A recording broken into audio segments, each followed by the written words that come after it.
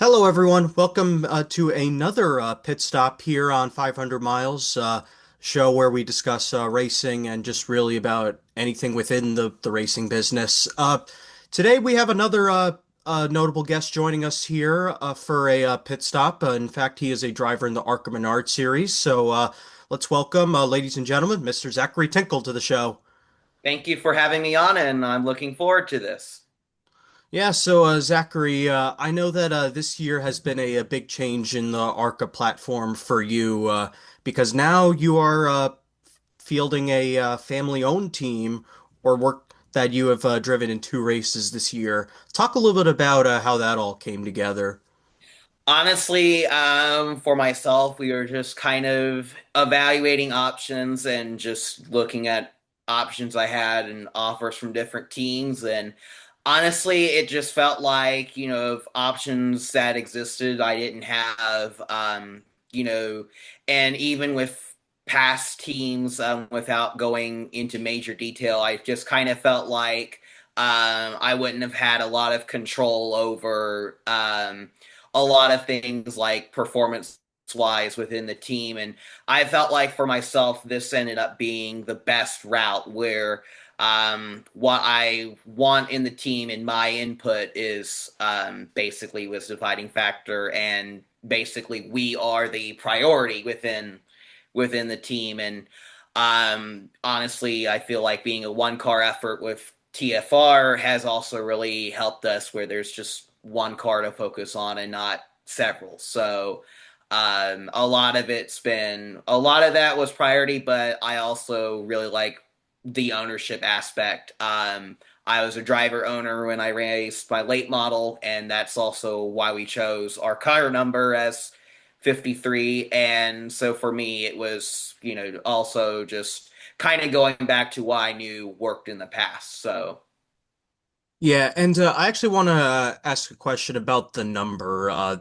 Like, why does 53 hold, like, what makes that number hold so much significance to you? Because I know that was a number you had run in late models way before this ARCA team. yeah, honestly, it was just kind of when I had first started, it wasn't as whole lot. It was more just kind of one of the numbers available. I kind of considered it. It was not really a number taken a whole lot at the time. So for me, it was, I decided as a kid that it was kind of my number that I wanted, and so basically it's kind of become kind of my lucky number where I've had the most success with it. So, um, kind of from that. So I've always just been partial towards it, and it's also something that's kind of more unique to myself. Yeah, so this year you guys have partnered up with Empire Racing Group, which has partnered up with a few other teams like Tim Richmond's operation with the 27 team. Like, I do want to also ask, like, what has it been like to be working with Sean Core and Empire so far, and also having his own crew chief, Adam Murphy, working with you? Yeah, with our partnerships at Empire and Racing Resources, it's been really good. I have to say it's really helped us get off the ground to any excellent start. I kind of had obviously known Sean from being around the garage, and I just really like hanging out with Sean and Dave Richmond and all them, and they're a great group of people. They're a really fun group of people, and but on top of that, it's the attitude of when we go to the racetrack, and that's the main thing that I've noticed for myself, and that is everyone's unified as a team, and we show up, we have a goal, we have a common goal, and we're not a very large group of teams. You use some volunteer crew, but when we show up, we are going with the attitude that we are going to do the best we can and give it our best. And I really like that attitude, and I've always really liked it. And honestly, the main thing I can take away is racing's fun again.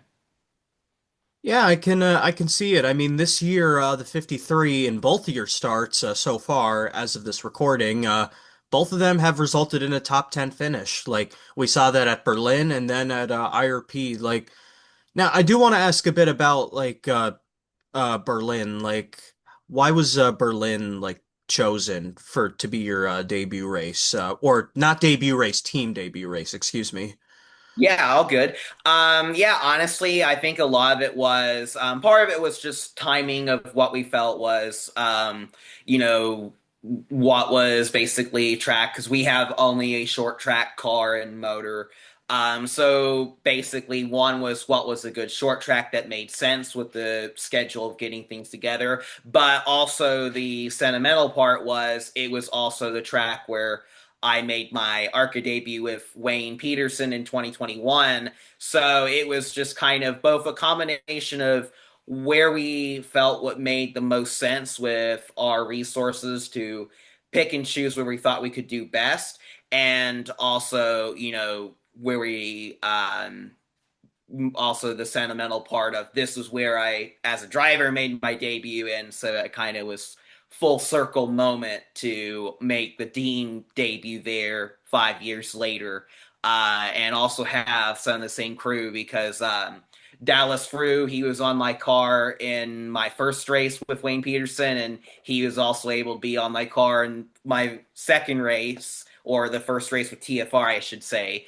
and both him and John Stapleton as well. So Yeah, so it seems like that you've had a bit of a consistent group of guys. I mean, I know you mentioned Dave Richmond. I mean, I know back in was it 2021, you had actually ran a few races for them when Richmond was out for a bit. But I know then going back to IRP because IRP's your home track, like I do want to ask about just the ability to race in front of a hometown crowd. I mean, in that ARCA race at IRP the past few years, there's always been a lot of Indiana or Indianapolis area guys coming out there. Like, what makes it so special to race there? honestly, I think a lot of factors. IRP is honestly just such a fun track to race. There's multiple grooves. You can run right next to the wall or run on the bottom. But honestly, for me, Indianapolis is a big hub for motorsport. And I feel like, you know, but it's not viewed as much for stock car racing. It's more about IndyCar. And that's not knocking anything. That's just reality.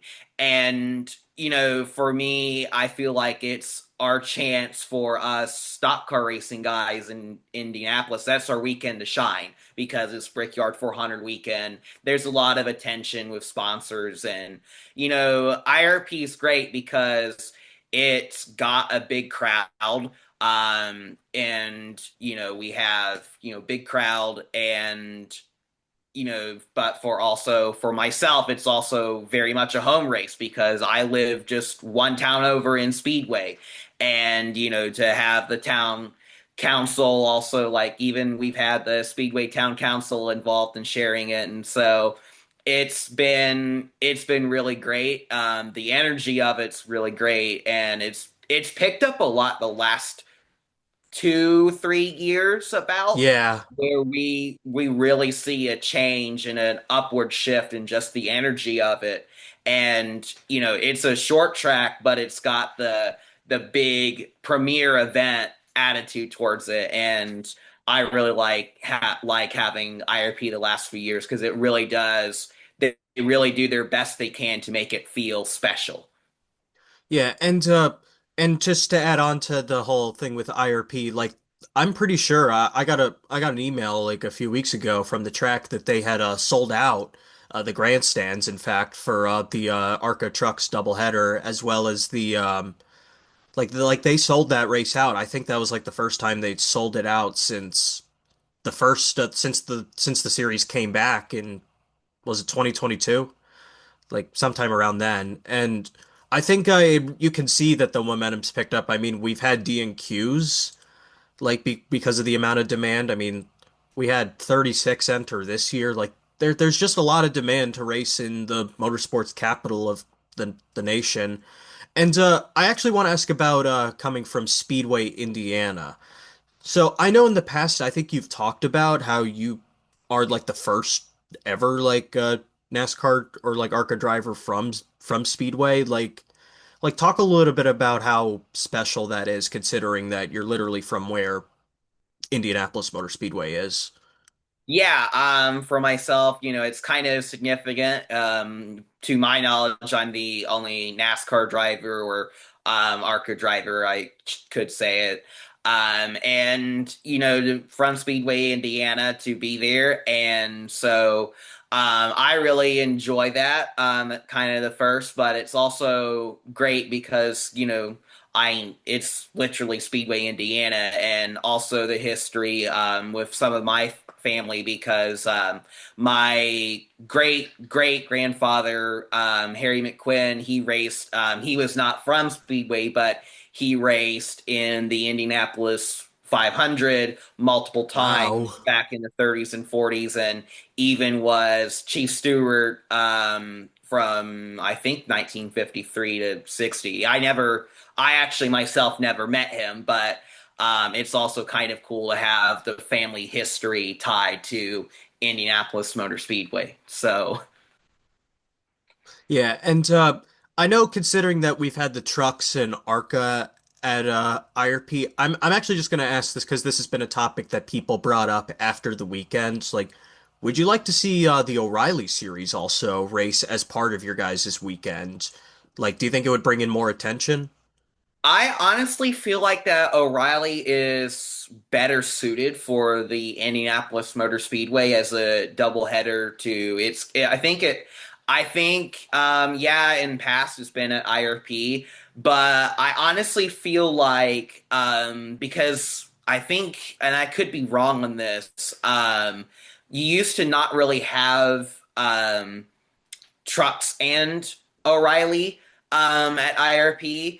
And honestly, with trucks and ARCA, there's not a whole lot of infield space, anyways. But I feel like more just from an event standpoint, it makes more sense for the O'Reilly series to be at IMS versus being at IRP. That's just my personal opinion. I think it serves better at IMS than it does at IRP. But I feel like IRP, no matter what serious races there, IRP puts on great product.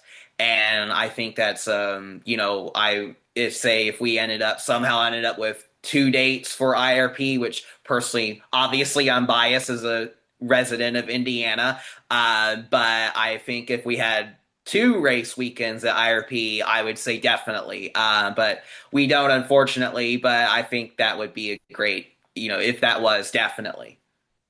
Yeah, and why don't we now move on to another stat that I actually saw today get posted. I saw something today that got posted that as of recording this that you had that you're one of the that Tinkle Family Racing is one of the only of three teams since 2020 to finish in the top 10 in both of their two ARCA appearances in the main series, like joining Rev and Pinnacle Racing Group. Like, talk a little bit about how special that is to be joining that group.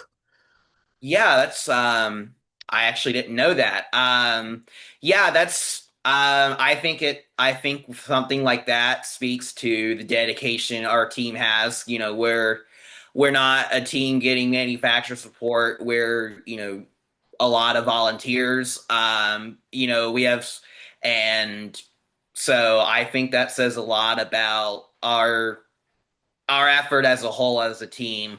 And yeah, I think that shows that, if we're a smaller team than even some of the other mid pack guys. But when we put our heads together, we can get a lot done. Yeah, and I know that this year at IRP, especially getting another top 10 was very special. It actually was your first ever top 10 at IRP, looking back at the stats. Like just how special was it for the team to get a top 10 and take advantage of getting through the field and finishing 10th? Yeah, honestly, that meant a lot to me because it's like IRP was one that we had come close a couple times where it was like we were like 12th or 13th. And I think last year we were like 16th, but we were on the lead lap. And, it's just a lot of people behind the scenes making it happen. And, I'm really happy that it ended up with a top 10. But I think it shows that we're trying to do the best we can in the races we do run. We want to be a quality team in the races we do run. So Yeah, I absolutely can see it. And I know that the 53 team like you guys do intend to be back in the future. I know that you guys have not announced any more races and will announce that on your own, but are there like any races for the rest of you? There's about six that you would like to run. I know you've run Salem before, because that's another Indiana track. Is that a track that you would like to go back to in the future? I would definitely like to go back to Salem. Unfortunately for us, it is not in the cards for this year. Um, but we in future, if funding permitted, we definitely have Salem on our bucket list of tracks I would personally like to race in 2027, 2028. We just have to kind of figure out what's best strategically for us. um I would definitely love to go to Salem. I would love to go to Elko, Berlin again. It's just kind of, we just have to, and also see where their schedule comes out for next year because as of recording this, we haven't gotten any schedules for East or Maine Yeah. or West. So just kind of, we just got to see how the schedule falls in 2027. We'll see how it goes. So, and on the East deal, we definitely would like to go to Nashville next year because that's been for me, that's been on the ARCA side. That's been one of my better tracks. So Yeah, you finished fourth and fifth there in 2024 and 2025. Like, I actually do want to ask, like, how special that was for you guys, because that I think was your best ever. Though those and Flat Rock that same year in 2024. Like, how special was that to be finishing that high, like against some other really competitive teams? yeah, honestly, those were races. It's like I definitely felt like, things fell together, but it was also like we qualified, I think both the races 2024, we qualified like fifth or sixth, and then we both were top five, both of them. And for me, it's just, for me, it was a lot of it was just executing at the right time. I think Nashville 24 was kind of really special to me because it was my first top five. But I think it was the first top five in a minute for fast track as well. With our own cars and etc. that we were running at our time that actually came from our shop, and that was kind of special because it was a huge result for the team, and then backing it up with another one at Flat Rock the next week. I really felt like that's when people really started. I feel like that really helped people take notice of myself of like, okay, we're improving and trying our best. And, I felt like Nashville 25 was honestly even better than 24 because we were on the lead lap, and just the circumstances around that, I think, made it a larger mountain to climb, but we persevered and got a top five finish. So I'm really happy looking back at that, and so I'm really happy for it. Yeah, I can see it. Now, there is actually one question that I've asked everyone that I've interviewed on this show before. Is there like a track in particular, if you had a choice, that you would want to add to like the ARCA schedule? Probably, if for me, no hesitation, Winchester Speedway. I think we should bring it back. Yeah, you ran there in, I think 2021 Hmm. it was. Yeah, I remember you ran there in 2021. I mean, that track is it's kind of like a mini Dover in a way. It's just a really, really fast track to go around. It's kind of like how Salem is a lot like Bristol, or like Will Kimmel once said, a mini Charlotte. Like it's just from everything I've seen, it's just a really fun track to race at. Oh yeah, Winchester's great. Yeah, Winchester is a pretty awesome track. And also for me, from Indiana, but also, for me, like I won my first late model there, won the CRA Late Model Sportsman Championship there. So it would be, and I think that was my second ARCA race. And so for me, it would be really cool for us to go back to Winchester and also the historical fact because Winchester, before it came off the schedule, it had such a long history within ARCA. ARCA had been there, I want to say like 20 to 30 times in the past. I think you're Um, right.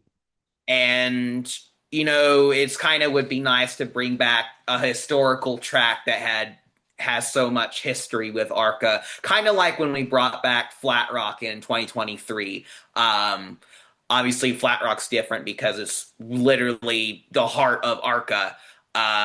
But I feel like Winchester would be kind of similar crowd, and so Yeah, I can totally see it. And about Winchester, I'm actually going to ask this now because you actually made a start in one of the biggest late model races of the year, the Winchester 400.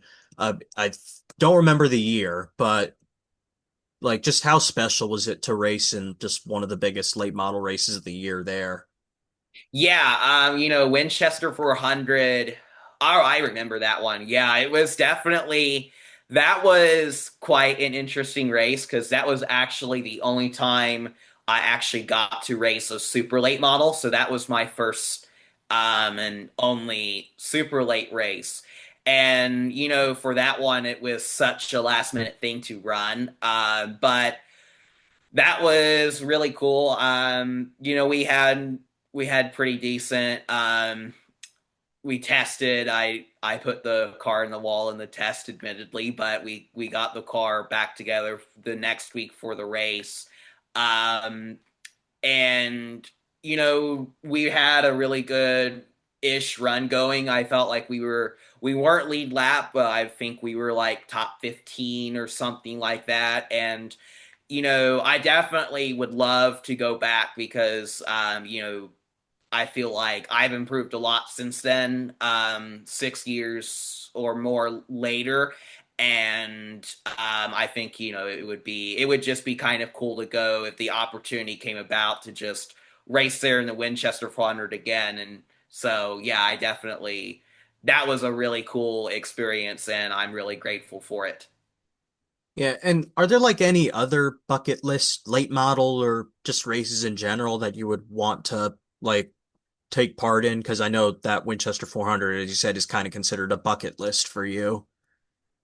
Yeah, probably if I were to say super late model race is definitely the All American 400 at Nashville. That's one. That would probably be of that. That and the Slinger Nationals, I think, would be also one for me because Slinger's pretty cool.